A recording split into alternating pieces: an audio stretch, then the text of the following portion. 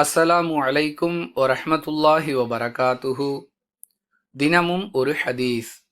ஒரு மனிதர் ரசூலுல்லாஹி ஸல்லல்லாஹு அலைஹி வஸல்லம் அவர்களுக்கு கொடுத்த கடனை வாங்குவதற்காக வந்தபொழுது கடினமான வார்த்தைகளை பயன்படுத்தினார். இதை கேட்ட நபித்தோழர்கள் அவரை தாக்க முயன்றனர்.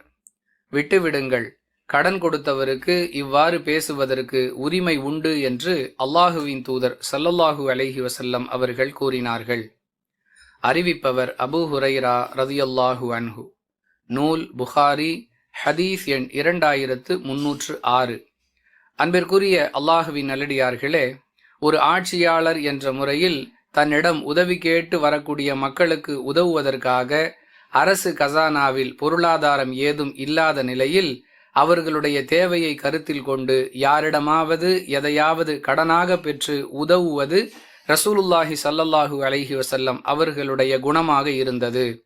அந்த வகையில் இதுபோன்ற மனிதர்களிடம் சில வேளைகளில் கடன் பெறுவார்கள். அப்படிப்பட்ட அந்த கடனை வசூலிப்பதற்காக வந்த மனிதர் இவ்வாறு நடந்து கொள்கிறார். அவரை அல்லாஹுவின் தூதர் ஸல்லல்லாஹு அலைஹி வஸல்லம் அவர்கள் மிக கண்ணியமான முறையில் கையாளுகிறார்கள். நம்மில் அதிகமானவர்கள் கடன் வாங்கும் பொழுது வழிந்து பேசுகிறோம். கடன் கொடுத்தவர் அதை திரும்ப கேட்டு வரும்பொழுது அவர் மீது கோபத்தை கொப்பளிக்கிறோம். நீங்கள் கடன் கொடுத்து விட்டால் எதை வேண்டுமானாலும் பேசலாமா? நீங்கள் பேசுவதையெல்லாம் நாங்கள் கேட்டுக்கொண்டே இருக்க வேண்டுமா என்றெல்லாம் கொப்பளித்து அவர் மீதான வெறுப்பை நாம் கொட்டி விடுகிறோம். அன்பானவர்களே, இவ்வாறு செய்வது நல்லதல்ல என்பதை நபிகளாருடைய இந்த அணுகுமுறை நமக்கு மிக தெளிவாக எடுத்துச் சொல்லுகிறது. இயன்றவரை கடனில்லாத வாழ்க்கையை நாம் வாழ முயற்சிக்க வேண்டும்.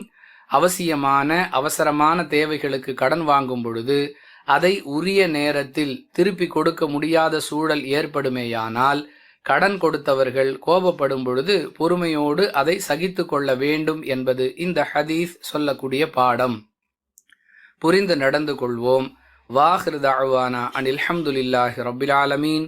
அஸ்ஸலாமு அலைக்கும் வரஹ்மத்துல்லாஹி வபரகாத்துஹு.